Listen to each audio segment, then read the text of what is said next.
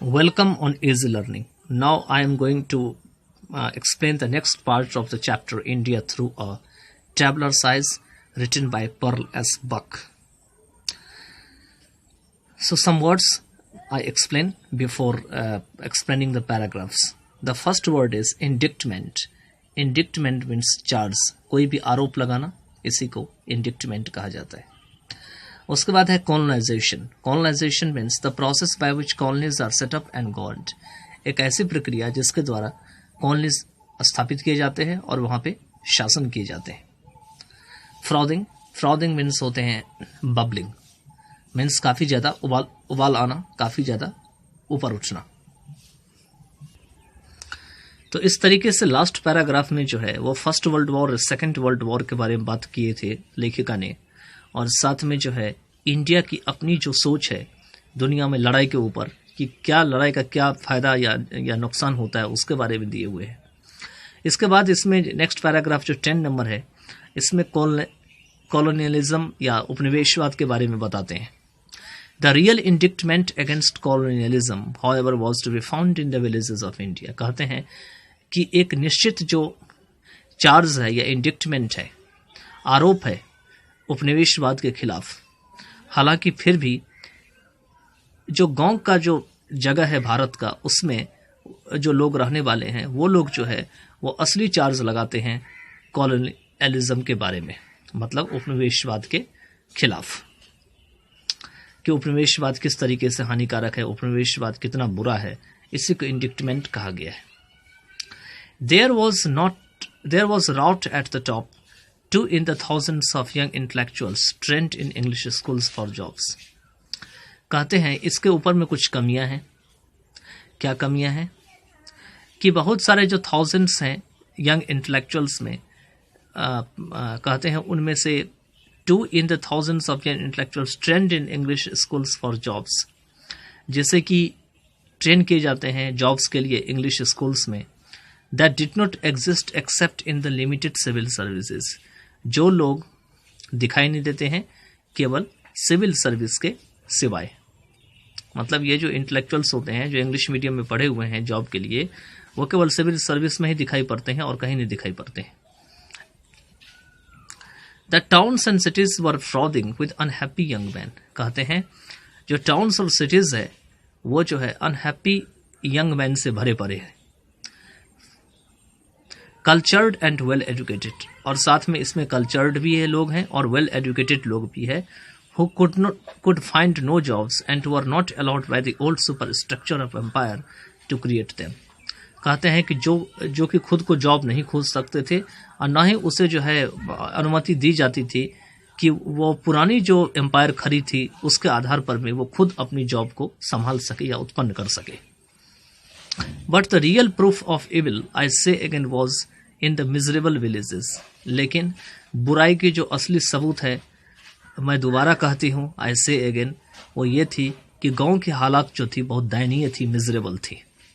I thought I had seen poverty enough in China, yet when I saw the Indian villages, I knew that the Chinese peasants were rich in comparison.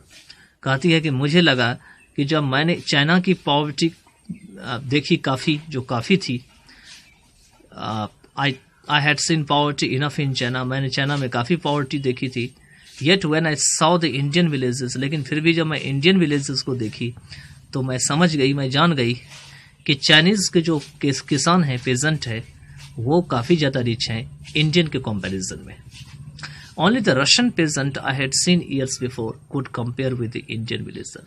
कहते हैं केवल Russian pageant जो है, खेतीहर है, किसान है, जिसे कि मैंने काफ़ी पहले देखी थी, वो जो है इंडियन विलेजर से कंपेयर कर सकते थे.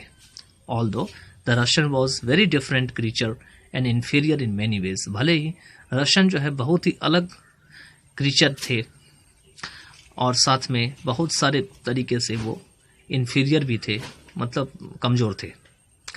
For the Indian peasant was like the Chinese. आज जहाँ तक कि इंडियन पेजेंट की बात है तो वो चाइनीज़ की तरह थे. तो कैसे पर्सन थे? तो in being a person innately civilised, मतलब ऐसे पर्सन थे जो कि अंदर से जो है सभ्य थे. The maturing culture of an organised human family life and profound philosophical regions had shaped his mind and soul, even though he could not read and write. कहते हैं कि उनकी कल्चर काफ़ी मैच्योर थी, जो कि एक ऑर्गेनाइज्ड ह्यूमन फैमिली लाइफ की थी, और उनके अंदर जो दर्शन का जो धर्म था, फिलोसॉफिकल रिलीजन था, वो भी काफ़ी गहरा था, जिसने कि उसके माइंड और सोल को काफ़ी आकार दे दिया था, भले ही वो पढ़ लिख नहीं सकते थे, even though he could not read and write. And the children, the little children of Indian villages,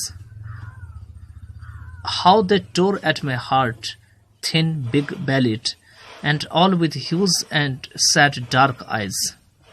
और कहते हैं जो बच्चे थे, छोटे छोटे बच्चे थे इंडियन विलेजेस के, जिसने कि मेरे हृदय को जो है चीर दिया, थिन बेलिड को, and all with huge sad dark eyes, क्योंकि उनकी आंख जो थे वो ऐसा लग रहे थे, बहुत ही उनकी आंखों में दुख था, बहुत ही दर्द था.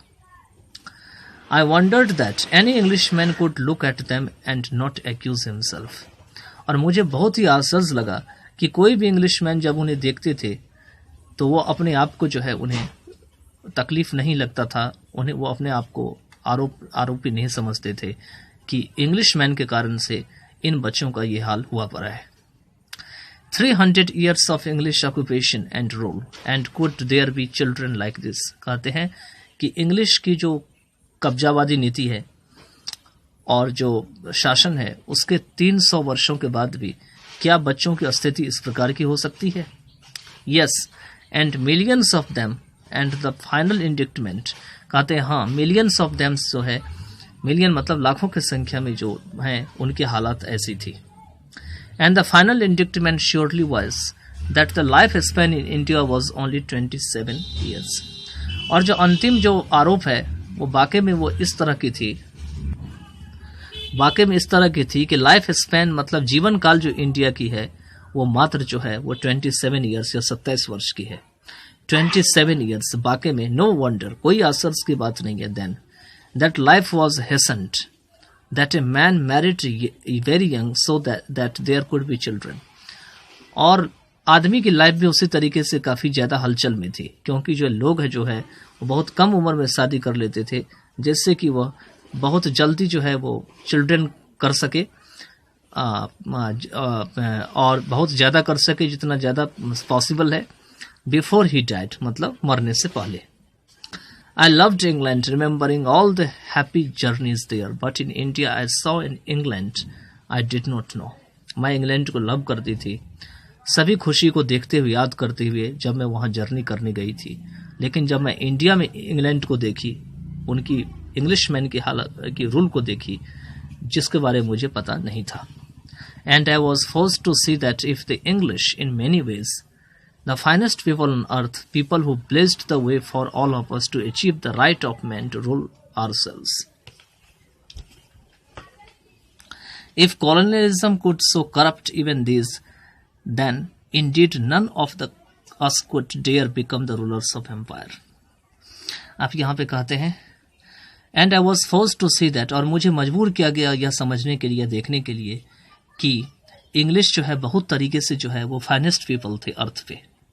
ऐसे लोग थे जो कि हर एक तरीके से हम लोगों को ब्लेज करते थे. ब्लेज मतलब हर एक तरीके से परेशान करते थे. क्या करने के लिए? तो अपने आप को रूल करने के लिए, अपने अधिकार को पाने के लिए.